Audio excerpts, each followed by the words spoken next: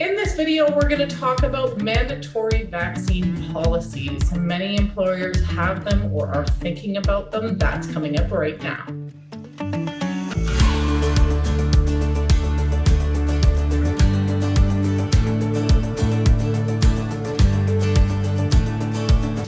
Hi there, I'm Andrea Adams and the host of HR ShopTalk. On the show, you get expert insight into all kinds of things that have to do with HR.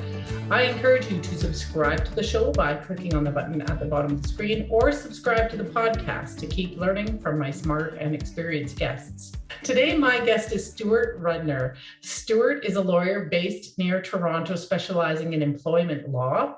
And he has his own YouTube channel on employment law. I'll leave a link to that YouTube channel in the description of this episode. Hi, Stuart, how are you? I'm doing great. Thanks for having me on HR Shop Talk. Yeah, thank you. I look forward to this collaboration. It should be interesting just because you have so much experience doing this yourself. And though I have so many questions on this particular topic, we better not waste a second. So first question, can employers require employees to be vaccinated, and what are the limitations to that? Yeah, so I mean, the simple answer is yes, but of course, nothing in employment law is simple, especially when it comes to COVID and vaccination. So to dig a little deeper there, I mean, it's certainly open to employers to create a vaccination policy. And in fact, we're encouraging all of our clients to have a vaccination policy. Notice I'm not saying mandatory vaccination policy, and that's very deliberate. I mean, I think it's important that people dig down or dig deeper than the headlines, because it seems like every day we've got another headline saying some other company, some other government organization is, implementing a mandatory vaccination policy. But then if you read the details, it's not really so mandatory, because most of the policies we see, what they say is that, they will be encouraging all employees to be vaccinated. And if an employee chooses not to, they'll be sent for some sort of education to help them understand the benefits and the fact that there is little risk involved. But then the question is, okay, what if the employee still continues to choose not to be vaccinated?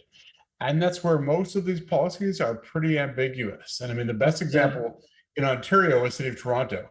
If you read the headlines, it says City of Toronto mandates vaccination.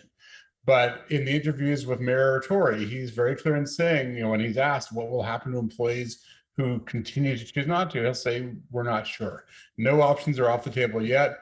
We're going to see. And in many cases, what businesses are doing is saying either you have to be vaccinated or you have to undergo regular testing, and there may be masking and distancing requirements as well.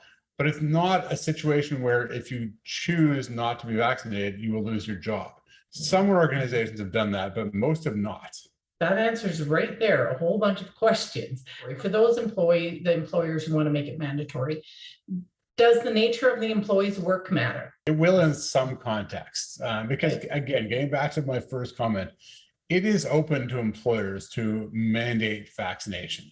The question then becomes, as I was indicating, with the sort of false mandatory vaccination policies, what happens if an employee refuses? So first of all, we should distinguish between those who can't be vaccinated and those who choose not to be.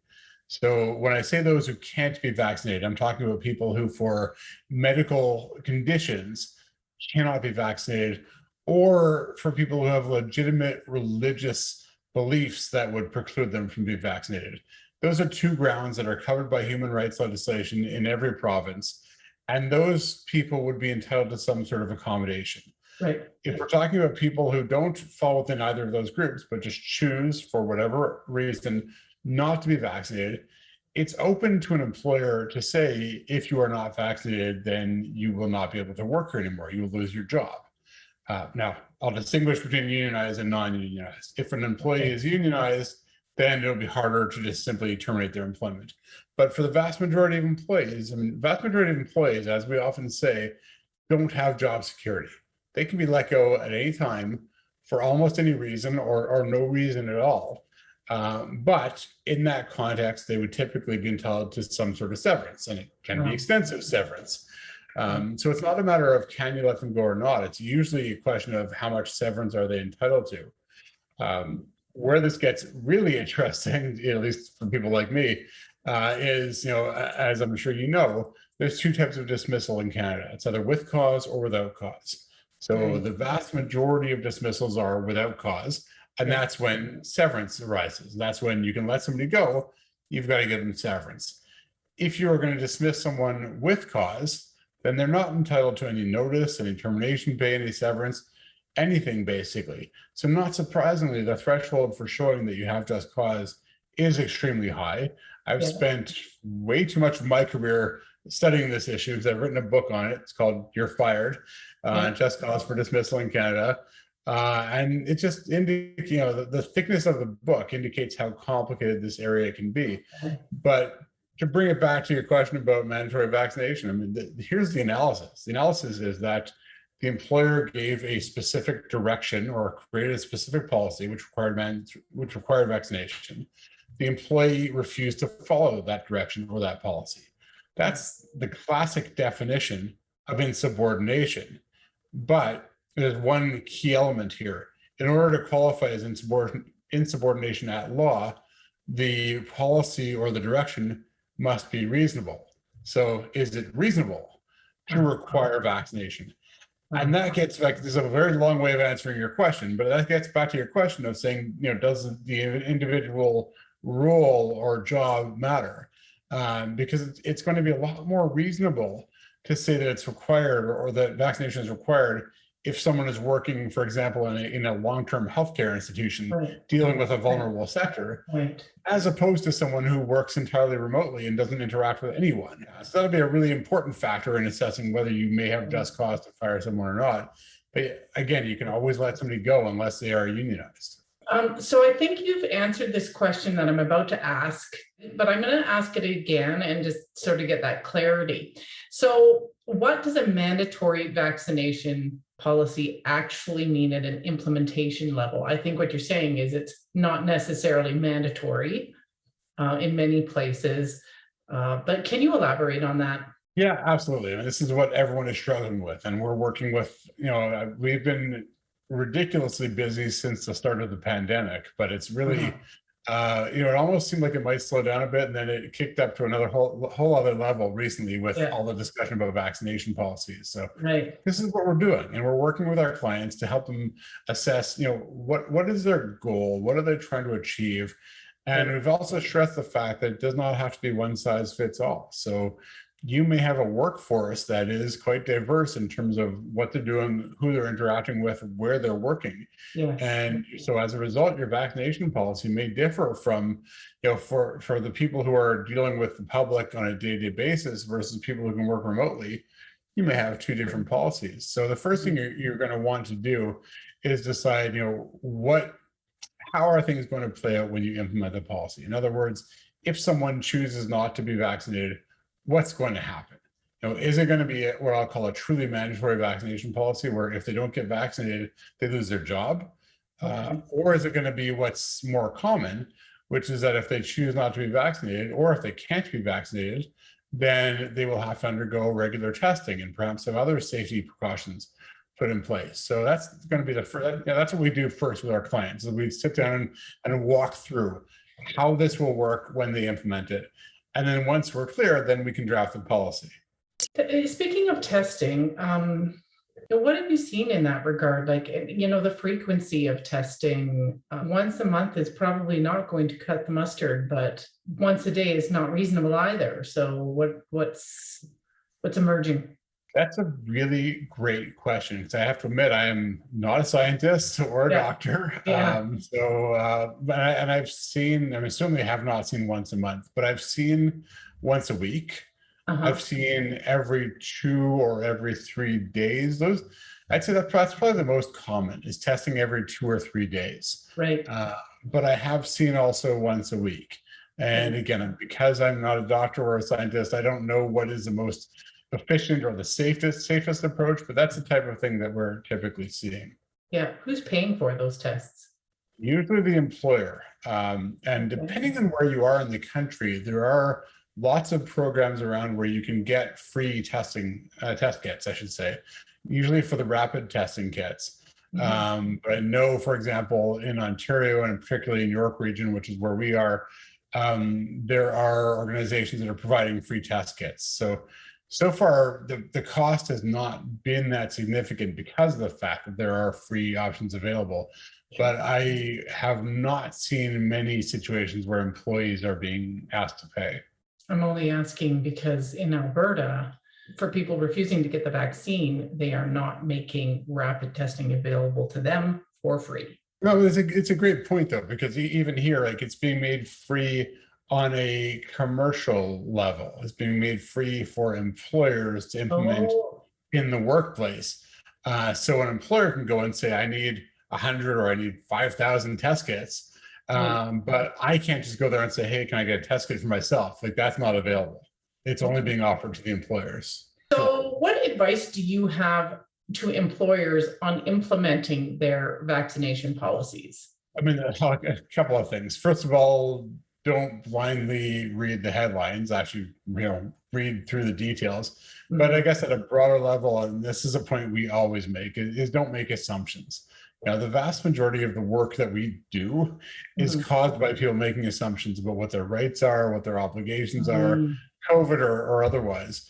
That's how most people and most employers get themselves into trouble. And just to digress, briefly, I mean, just go back to the beginning of the pandemic when we saw all of these mass layoffs. And in most provinces in Canada, employers don't have the automatic right to put people on a temporary layoff, but most employers assumed that they did. And they may have seen headlines saying, Air Canada lays off 24,000 people, and all these headlines, which just confirmed this idea in their mind that they had the right. So they did. And now a lot of these cases are making their way through the courts. And we're probably going to see some situations where employers are going to have liabilities. So they were trying to cut costs. They may have ended up costing themselves more money by doing something without getting proper legal advice. So I know it sounds self-serving, but I'll say, get proper legal advice, understand your rights and your options and your obligations. And then, understand, as I was saying before, make sure you're clear on what you want to do. It's not enough just to say we want to have a vaccination policy or to say we want a mandatory vaccination policy. Think about what that really means in terms of implementation.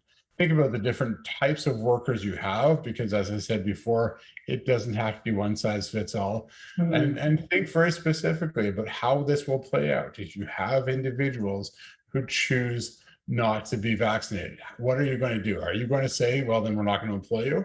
Or what if it's one of your superstars? Are you going to be willing to be a bit more flexible? So think about how that plays out. And as well, if some of your employees cannot be vaccinated for medical or religious reasons, where you have to accommodate them, think about how you might be able to do that. So but think about the implementation and then sit down with an employment lawyer, go through all those various scenarios, and then they can put together a policy which puts on paper what you want to implement.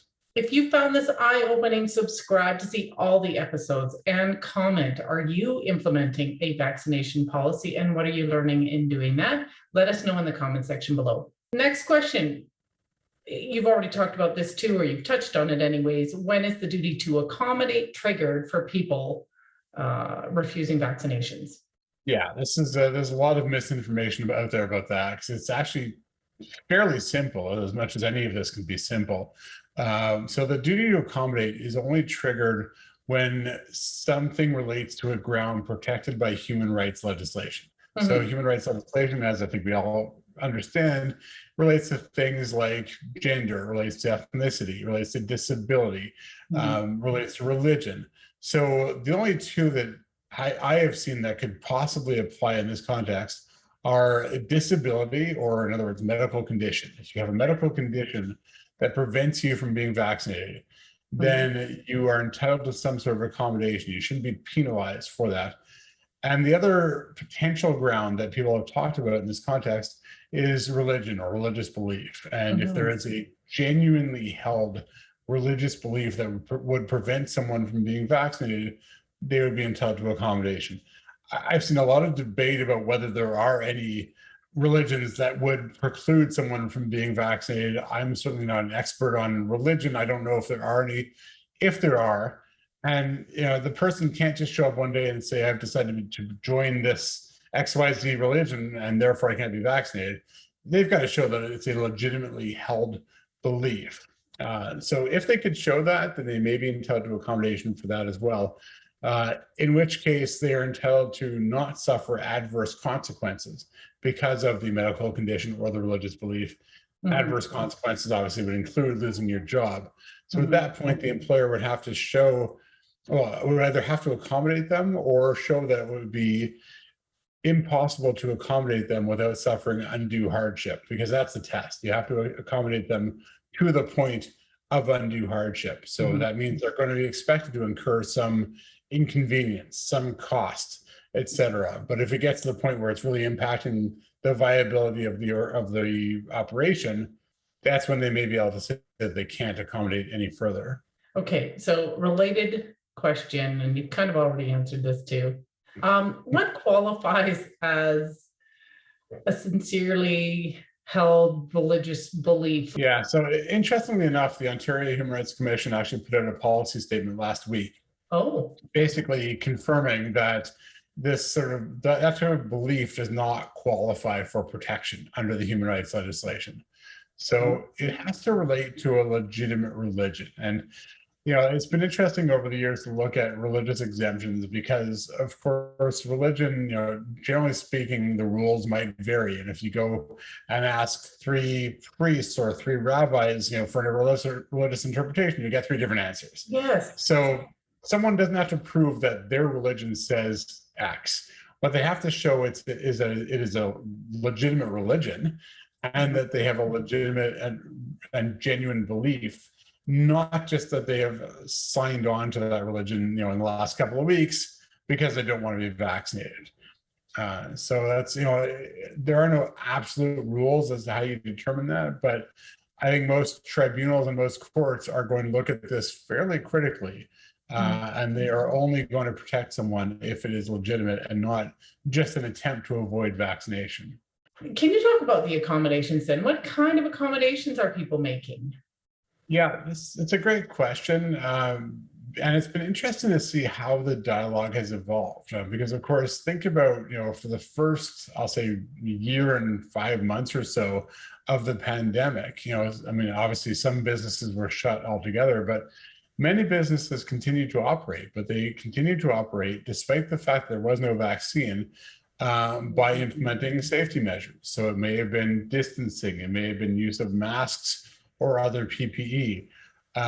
So that's what we're continuing to see now, where people cannot be vaccinated. So first of all, testing, mandatory testing on a regular basis to ensure the workplace is safe, but also, again, the continued use of masks, continued use of sanitizer, and making sure that the workplace is clean, I should say, and also continued distancing.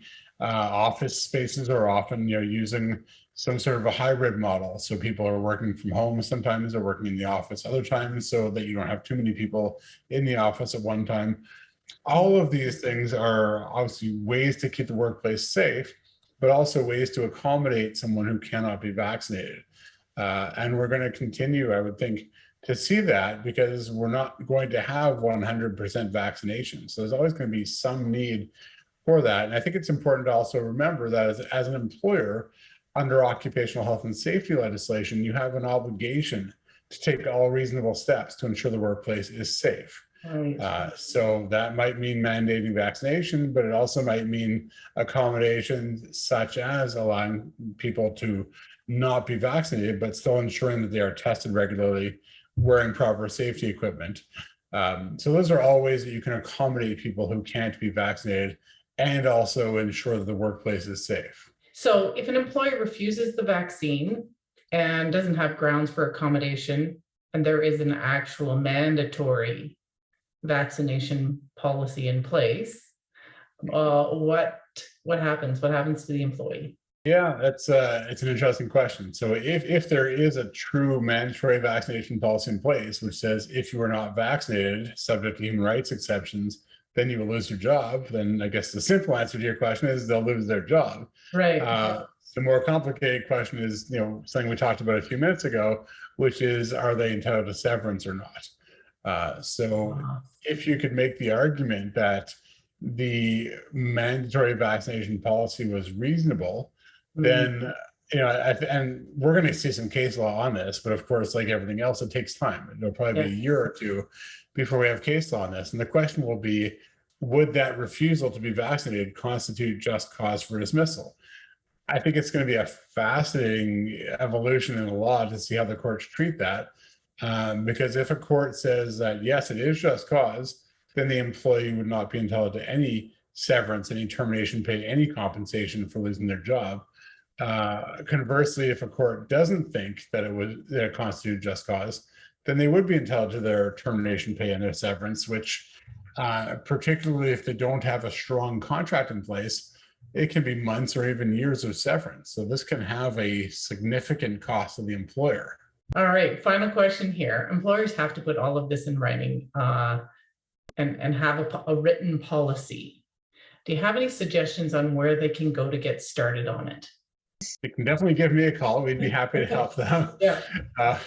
That is how we're spending a lot of our time these days, is drafting vaccination policies. So obviously we'd be happy to help anyone. And I encourage anyone watching this to feel free to reach out and see if we can help you. But without or kidding aside, you should be working with an employment lawyer. And in many cases, it can be really efficient to work with an HR consultant or your internal HR people and an employment lawyer. So that way you can have, the person with the HR expertise do some of the drafting, but have the legal review done at the end. And you're going to want to have this legally reviewed. This is also new and there are risks and you don't want to expose yourself to liability. So make sure it's legally either drafted by a lawyer or at least reviewed by a lawyer that specializes in employment law.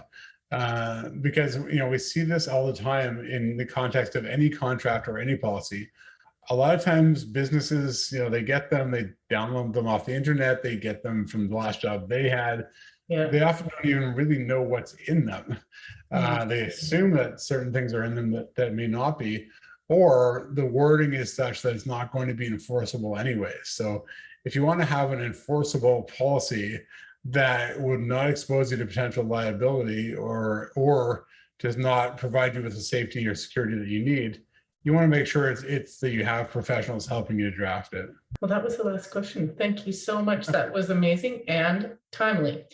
I did an episode on bullying and harassment, and that episode link is right here. Thanks for watching and see you next time.